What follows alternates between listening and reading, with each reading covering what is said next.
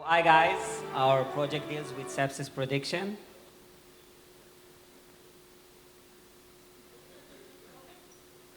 Yeah.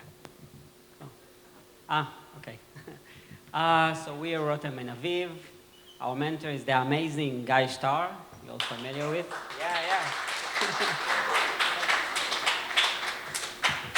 A bit about the company.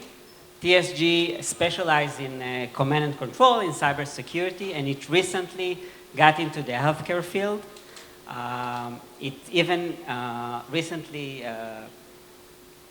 deployed COVID-19 deterioration prediction model, which is amazing. So what were our project goals? We wanted to take TSG benchmark. TSG had a benchmark for sepsis prediction. We wanted to take it and to improve its AUC ROC. And more advanced goal was to examine any additional algorithms, some more sophisticated stuff, and if time permits, even improve the TSG algorithm for septic shock. So let's talk about sepsis. What is sepsis actually? It's a life-threatening situation in which a patient goes to the ICU. It has some kind of infection, and the body's response, the immune system responds to this infection along with the bacteria spread throughout the body and causes damage to other tissues, to other organs. The criteria is usually based on the infection and the heart rate, respiratory rate. So why do we care? What is sepsis actually? So we're all familiar with heart diseases, we're all familiar with cancer, and sepsis is the third leading cause of death in the United States. And half of the Americans don't even know what sepsis is. So it is super killer. It kills 250,000 Americans each year. So a bit about the data. The data comes from, TSG took the data from open source database, which is called Mimic3. Mimic3 is an open source database for patients in the ICU. And they had to do the labeling. The data is unlabeled. They had to do the labeling. There are several criteria for sepsis. They use something that is called sepsis 3. It takes into account both infections, and infection is something which is complicated to take. We need to take it from the data, either by bacteria cultures or by nurse or PCR test. And another criteria which is called SOFA. It's a criteria for heart rate, inspiratory rate, and more, which we need to have it more than 2. So what's our business definition?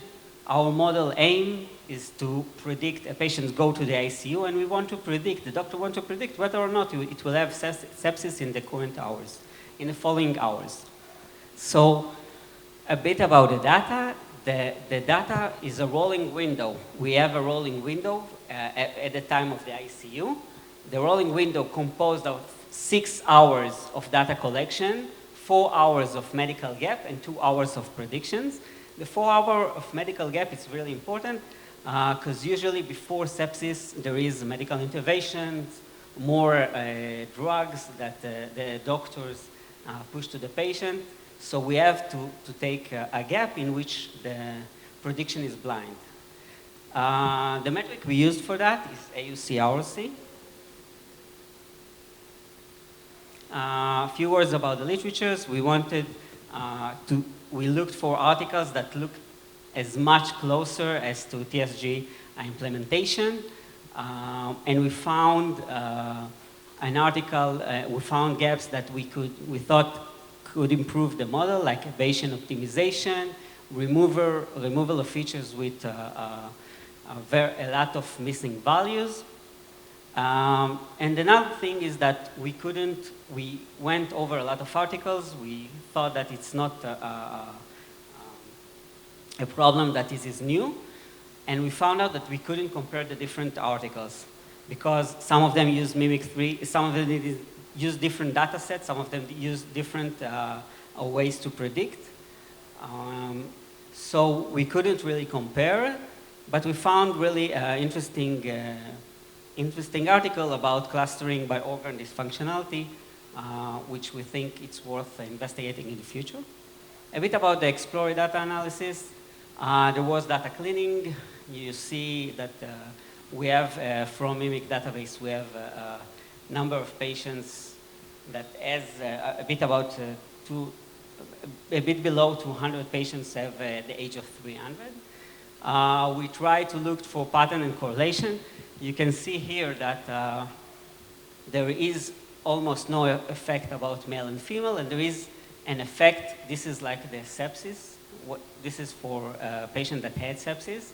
You can see that there is effect on hour of hospitalization. It's something that we wanted to check later on in the project. And we tried to look for correlation in the data between the different exams, more than 106 or even more lab tests. We wanted to take for correlation. There we didn't find anything interesting. So our baseline model was XGBoost. The split that we did is by patients, train, validation, and test. We got a high AUC score of 0.89, but it's like for a specific random seed. When we do different random seeds for the data, different splits for the data, we saw that we get around 0.83.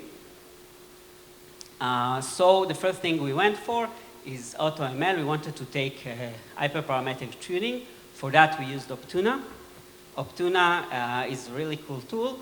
It does Bayesian optimization, which means as opposed to simple grid search that just spreads the randomness, Optuna takes the next result based on the best optimal results it got earlier. So it's like it helped us improve a bit. We even tried to use PyCaret and AutoGluon. PyCaret is essentially a wrapper that wraps a lot of models all together. We wanted to compare XGBoost to other models like GBM and CatBoost. And AutoGluon does the same. It uses ensembling models, and our final note from all this is that XGBoost is the best model for this use. So after this hyperparametric tuning, we went to play with the features. So at first, we tried to remove imputed values, values that TSG put in their model instead of nulls. It didn't help much. We later on tried to remove features with more than 99% empty values, 98. Medical values has a lot of empty values, so we tried to play with that. It didn't help much, so removing feature didn't work. We tried maybe adding features.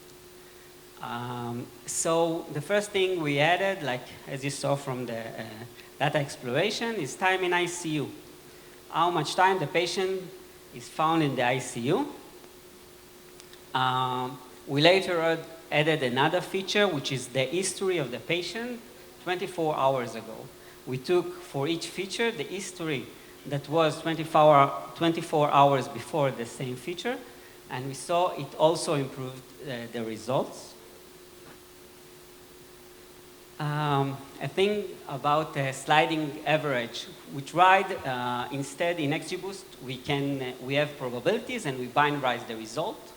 We wanted to, instead of binarizing the result, take a window of 3 hours, of 6 hours, 9 hours to see whether or not it can improve the result. We saw that it gives a slight result. We think it's something that should be investigated later on.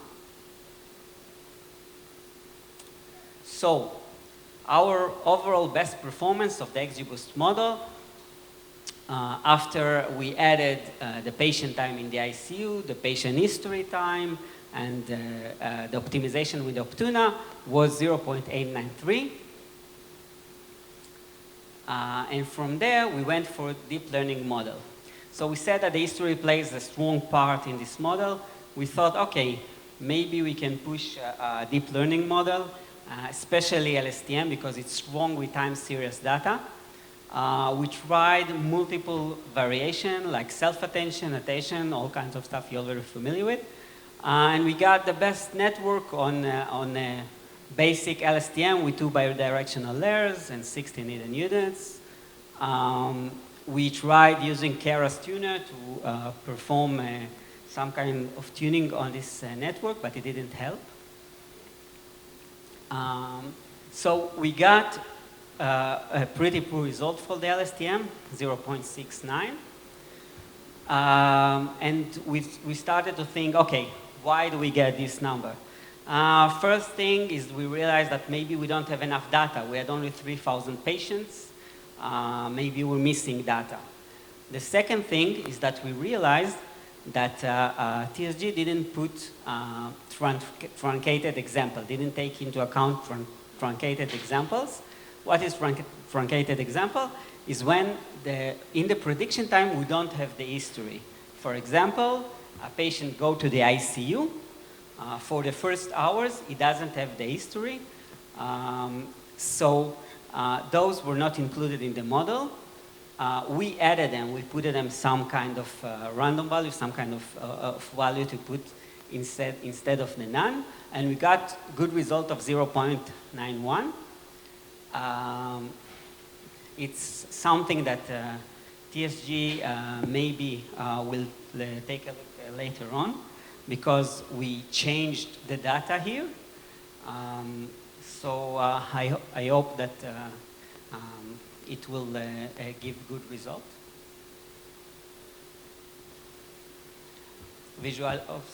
Visualization and explainability.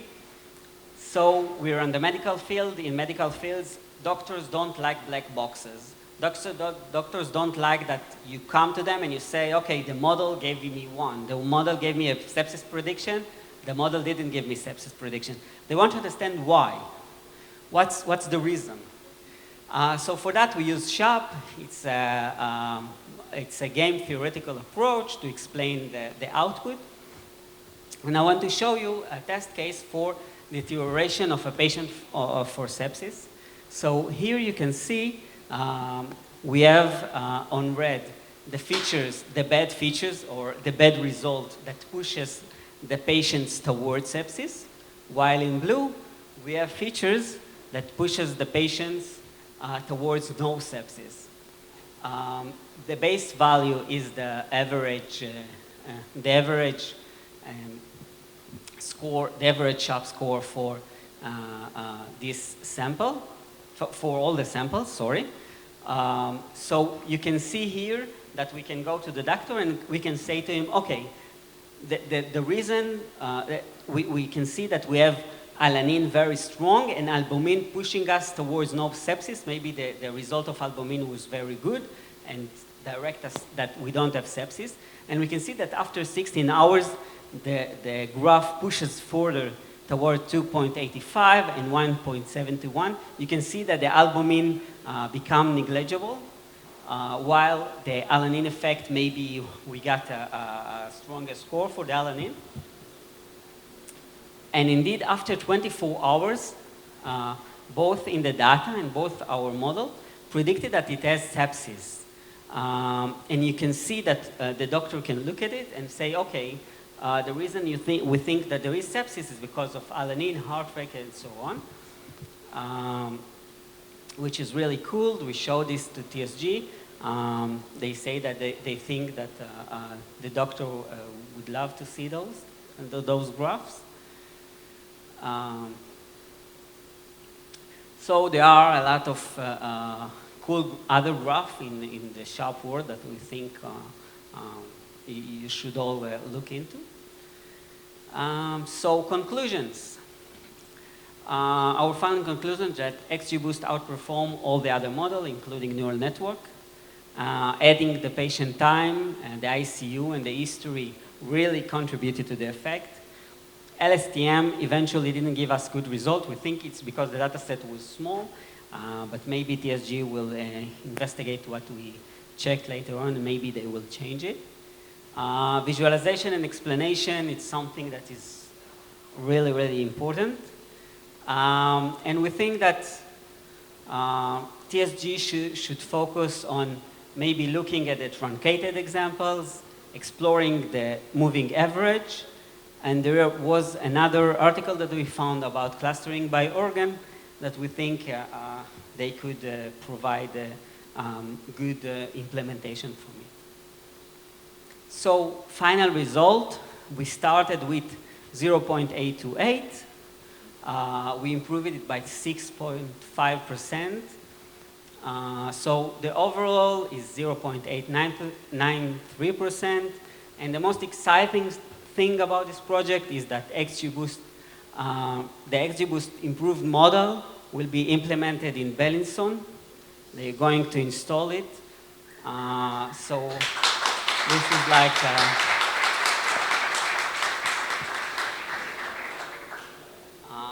and I want to thank both TSG for the amazing work with them and the cooperation, and of course our mentor, Shtar.